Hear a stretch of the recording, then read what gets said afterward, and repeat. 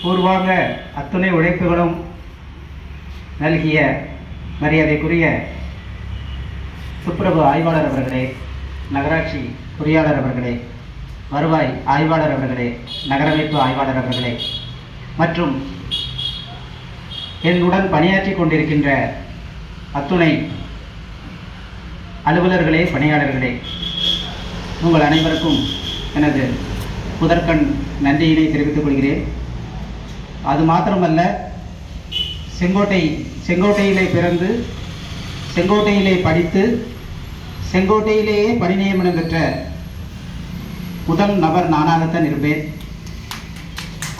அது மட்டுமல்லாது இந்நகராட்சியிலேயே மிக உயர்ந்த மேலாளர் என்னும் பதவியினை எனக்கு கிடைப்பதற்கு பூர்வாகமாக முழு ஒத்துழைப்பு நல்கிய மரியாதைக்குரிய நகர்மன்ற தலைவர் அவர்களுக்கும் இத்தருணத்திலே நான் மிகுந்த நன்றியினை தெரிவித்துக் கொள்கிறேன். குடியரசு தினம் சம்பந்தமாக சில ஓரிரு நினைவுகளை நான் உங்களுடன் பகிர்ந்து கொள்வதிலே மிகுந்த மகிழ்ச்சி அடைகிறேன். 1930ஆம் ஆண்டு இந்திய விடுதலை இயக்கத்தினர் பூர்ண சுவராஜ் என்ற விடுதலை அறைகூவலை நினைவு கூற ஜனவரி 26ஆம் நாள் விடுதலை நாளாக மகாத்மா காந்தியடிகளால் தேர்ந்தெடுக்கப்பட்டது. அன்றைய நாளில் நகர்ப்புறங்களிலும் சிற்றூர்களிலும் உள்ளூர் காங்கிரஸ் தலைவர்கள் கூட்டம் கூட்டி காந்தியடிகள் கீழே கண்டவாறு பரிந்துரைத்த விடுதலை நாள் உறுதிமொழியை எடுத்துக்கொண்டனர். பொருளாதாரம், அரசியல், கலாச்சாரம், ஆன்மீகம் ஆகிய 4 விதத்திலும் நமது தாய் நாட்டிற்கு கேடு விளைவித்து வரும் ஒரு அரசாட்சிக்கு அடங்கி நடப்பது மனிதனுக்கும் இறைவனுக்கும் செய்யும் துரோகம் என்னும் உறுதிமொழியாகும். 12ஆம் நாள் டிசம்பர் மாதம் 1946ஆம் ஆண்டு ஒரு நிரந்தர அரசியலமைப்பை உருவாக்குவதற்கான வரைவு குழு உருவாக்கி அதன் தலைவராக டாக்டர் பி.ஆர். அம்பேத்கர் அவர்கள் நியமிக்கப்பட்டார். 1947 ஆகஸ்ட் 29இல் அரசியல் நிர்ணய மன்றம் ஒரு தீர்மானம் நிறைவேற்றியது. அதன்படி இந்திய அரசியலமைப்பு சட்டத்தை எழுத டாக்டர் பி.ஆர். அம்பேத்கர் அவர்கள் தலைமையில் அவர் உட்பட 7 பேர் கொண்ட அரசியலமைப்பு சட்ட வரைவு குழு டிராஃப்டிங் கமிட்டி உருவாக்கப்பட்டது. அதில் டாக்டர் பி.ஆர். அம்பேத்கர், என் கோபாலசுவாமி ஐயங்கார், அல்லாடி கிருஷ்ணசாமி ஐயர், K.M. முன்ஷி, சையது முகமது சாதுல்லா, என் மாதவராவ், T.T. கிருஷ்ணமாச்சாரி ஆகியோர் இக்குழுவில் உறுப்பினர்களாக இடம்பெற்றனர். இக்குழு தனது அறிக்கையை 1948 பிப்ரவரி 21இல் ஒப்படைத்தது. அரசியலமைப்பு கான்ஸ்டிடியூஷன் ஆஃப் இந்தியா என்பது இந்தியாவின் மிக உயர்ந்தபட்ச சட்டமாகும். உலகின் மிகப்பெரிய குடியரசு நாடான சுதந்திர இந்தியாவின் அரசியலமைப்பு உலகிலே மிக நீளமான அரசியலமைப்பாகும். இங்கு எழுதப்பட்டு சட்டமாக்கப்பட்ட அரசியலமைப்பு நெகிழாத்தன்மையும் நெகிழ்ச்சித்தன்மையும் உடையது, கூட்டாட்சியும் ஒருமுகத்தன்மையும் கொண்டது, பொறுப்புள்ள அரசாங்கத்தை உடையது என்று பல சிறப்பம்சங்களை கொண்டது.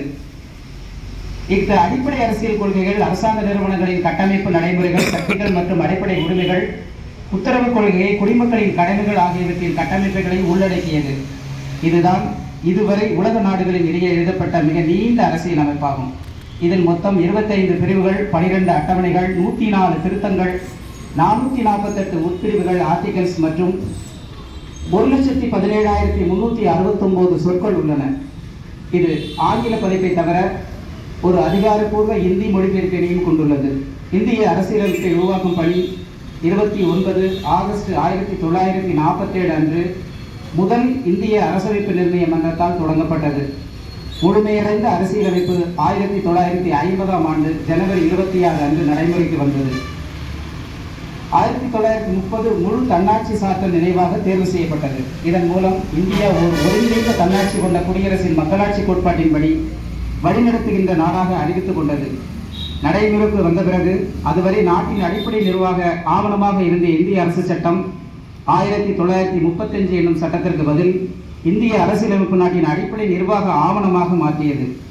அரசியலமைப்புக்கு வலு சேர்க்கும் விதமாக 1976இல் நடைபெற்ற திருத்தங்களில் இந்தியா பொது உடைமை, மதச்சார்பின்மை மற்றும் நேர்மை இவைகளை தன் கொள்கைகளாக அறிவித்தது.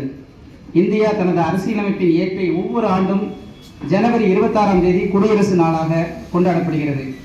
இந்திய அரசியலமைப்பின்படி இந்தியா ஒரு கூட்டாட்சி ஃபெடரேஷன் நாடாகும். இருப்பினும் இந்திய அரசியலமைப்பு சட்டத்தில் கூட்டாட்சி, கூட்டரசு, பெடரல் கவர்மெண்ட் என்ற சொல்லிற்கு பதிலாக ஒருங்கிணைந்த பகுதி, யூனியன் என்ற சொல் பயன்படுத்தப்பட்டுள்ளது.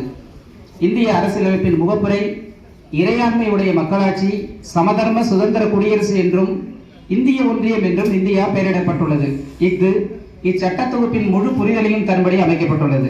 இதில் இந்திய குடிமக்களுக்கான அடிப்படை உரிமைகள் தொடக்கத்திலேயே வழங்கப்பட்டிருந்தாலும் பின்பு அடிப்படை கடமைகளும் உருவாக்கப்பட்டன.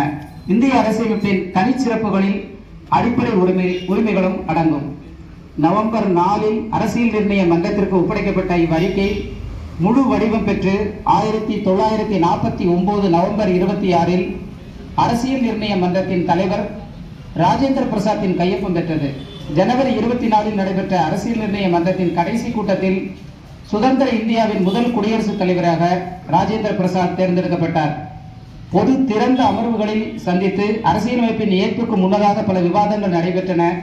கடைசியாக ஜனவரி 24 நாள் 1950 ஆண்டு 308 நாடாளுமன்ற உறுப்பினர்களின் ஒப்புதலுடன் ஆங்கிலம் மற்றும் இந்தி மொழியில் கையால் எழுதப்பட்ட நிரந்தர அரசியலமைப்பு கையெழுத்திடப்பட்டது. லாகூரில் நடைபெற்ற இந்திய தேசிய காங்கிரஸ் மாநாட்டில் 1930 ஜனவரி 26 இந்தியாவிற்கு சுதந்திரம் பெற்றே தீர்வது என்ற தீர்மானம் நிறைவேற்றப்பட்டதன் நினைவாக ஜனவரி 26 தேதியை இந்திய குடியரசு நாளாக ஏற்பது என்றும் அரசியல் நிர்ணய மன்றம் முடிவு செய்தது. இந்திய அரசியலமைப்பு சட்டம் 1950 இந்திய குடியரசு தினத்தில் நடைமுறைக்கு வந்தது. 1950 முதல் இது குடியரசு தினமாக கொண்டாடப்படுகிறது. 15 ஆகஸ்ட் 1947 அன்று இந்திய விடுதலைக்கு பின் பிரதம அமைச்சர் ஜவஹர்லால் நேரு தலைமையில் முதல் இந்திய அரசு உருவானது. 26 ஜனவரி 1950 இந்திய அரசியலமைப்பு